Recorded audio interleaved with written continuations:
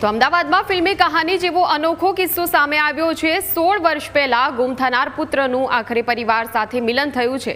હાથમાં રામ સીતાનું ટેટુ જોઈને બાળપણના મિત્રએ પંકજ યાદવને ઓળખી કાઢ્યો।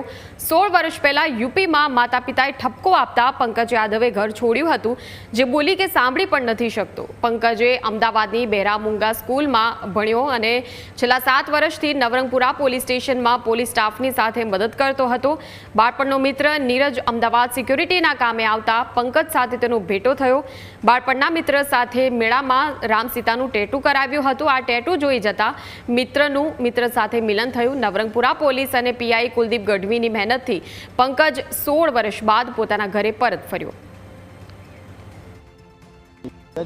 मैं आया था, चाय पीने आया था, इसको मैंने देखा। मैंने पूछा बाजू वाले चाय वाले भाई से कि एक मेरे गांव का बावला है, हो गया है। इसका मैं टैटू देखा, मेरा स्वयं ही एक ही था, तो मैं इसके भाई को फ़ोन किया, इसके मम्मी जोड़े बात करवाया। इसके बाद इनके भाई को फ़ोटो भेजा, इनके दोस्त यारों को भेजा, अपने बचपन का एक ही साथ था।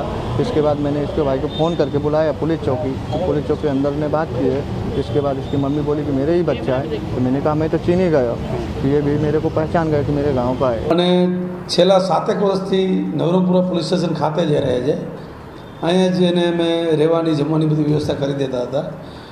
અને આજથી 5 દિવસ પહેલાં અહીંયા ચા લેવા બહાર ગયો, ચાની કીટલી અને પોલીસ સ્ટેશનની બહાર, ત્યારે એનો નાનપણનો મિત્ર જે બંને આજથી 18 વર્ષ પહેલાં મેળામાં ગયેલા અને હાથમાં રામ સીતા નામનો ચૂંદણા પેલું જે ટેટુ આવે છે એ બંને સાથે કરાવેલું, એ અહીં સિક્યુરિટીના કામથી આવેલો અને નવરંગપુરામાં જ એક સોસાયટીમાં સિક્યુરિટીનું કામ કરે છે, જેનું નામ છે નીરજ, અને આ ગુમ થનાર છોકરાનું નામ પંકજ।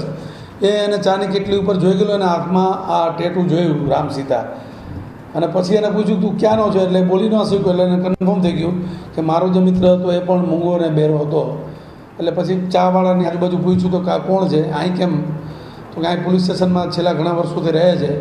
એટલે બંને પોલીસ સ્ટેશન આવ્યા, પોલીસ સાથે વાત કરી અને પોલીસે એના મા બાપની યારે અને એના ભાઈ સાથે વિડીયો કોલમાં દેખાડીને કન્ફર્મ કર્યું કે આ એ જ છોકરો છે જે 16 વર્ષ પહેલાં ત્યાંથી ગુમ થયેલો। પછી એના ભાઈનો કોન્ટેક્ટ કરી અને એને બોલાવી અને આજરોજ એને એના